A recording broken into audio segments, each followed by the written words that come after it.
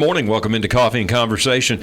And I have a couple of special guests. Our own James Brown from Glasgow News 1. Good morning, James. Good morning, Todd. Thanks for having me in here. And Amy Stevens with TJ Regional Health, the Oncology Nurse Navigator. Is that right, Amy? That's correct. All right. I got it right. I'm glad. Yes, very good. Good morning. Well, thank you all for joining me. I know something is happening very soon in relation to the Care Power Hour. And Amy, tell us a little about that.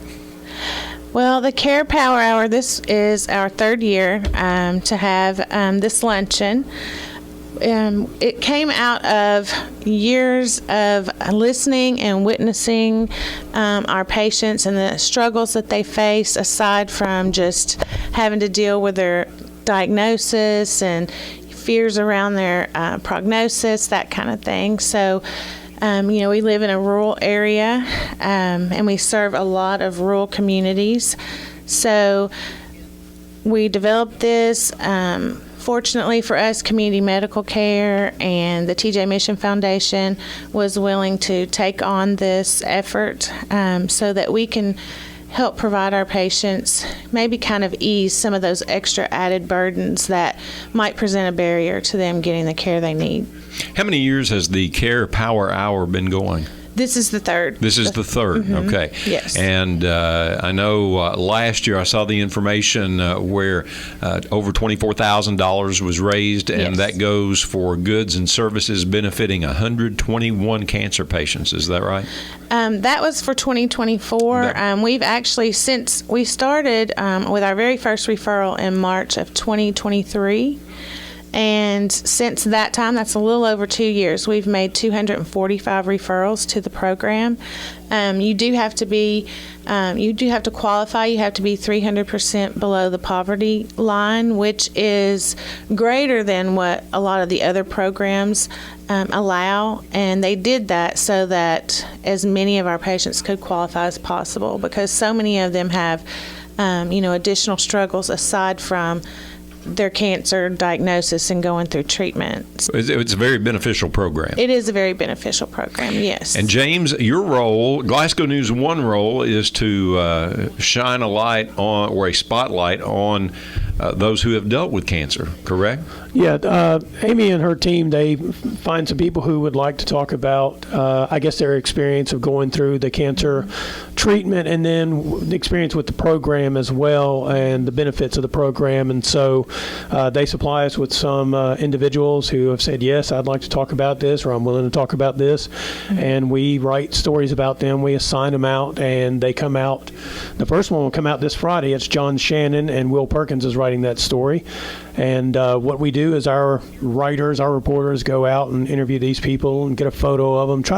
We try to talk to them in their most intimate settings, like at their homes or someplace that is special to them, and we want to do it in person so that we have get that real natural conversation going with them. And a lot of times their family members will be there, and they'll be part of the story as well.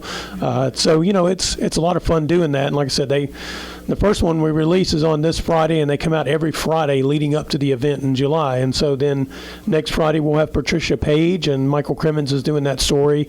And then the next Friday we'll have Alex Hatcher and Melinda Overstreet's writing that one. Then we'll have Carolyn Sue Carroll and Gage Wilson's doing that one. And then we finish up this year with the keynote. We've kind of had this discussion going back and forth. Do we start with the keynote, end with the keynote? Are we leading up to it, that kind of thing? And so this year we're going to end with a keynote, and it's Daryl Murphy. Now, he didn't go through the program that Amy and them have, because he has diagnosis of what it was and that kind of thing, where he ended up having his treatment. But I think with the keynote, what we really want is to try to find somebody in the community that people know, and they are a person who can, be a keynote speaker, tell their story in front of a crowd. And in the case of the first two we had, Larry Glass and Nicole Randall last year, they were both excellent speakers. And Daryl, of course, has never met a person he doesn't know, and so I figure he'll work out pretty well. He was a former softball coach in Barron County, so we'll finish up with him, and in a way, and then they'll all come to the event, and we'll publisher profiles and that kind of stuff, right, Amy? Yes, it's really a threefold thing. We want to celebrate our survivors. We want to promote and encourage, early detection, screening, and we also want to raise money for this program so that we can continue to help our patients.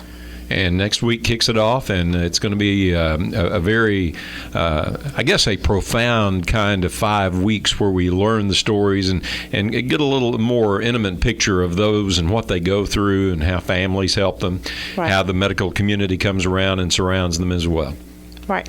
Well, very good. We're looking forward to the big date, and that is Friday, July the 25th for the actual Care Power Hour event. That's when it culminates at the TJ Health Pavilion Community Center at 11:30 a.m. And we'll be having more about that as time goes on. Tickets are available. Folks can go to Community Medical Care. The Facebook page has a link that can get tickets for that. But it's a very beneficial program. So appreciate you telling us about it. Yes, appreciate you having us. It goes, we benefit. We've given, I think yesterday we gave our 824th gas card out. We help with gas cards. We help with actual transportation. We help women who get wigs and breast prosthesis. We actually partner with Trish at the Good Wife here in town, and she is wonderful. And so it really makes a huge difference, especially with those who otherwise, struggle with that. So, Well, it's a very good thing. Amy Stevens, thank you for stopping by. thank you for having me. And James Brown, good to see you again. You too, Todd.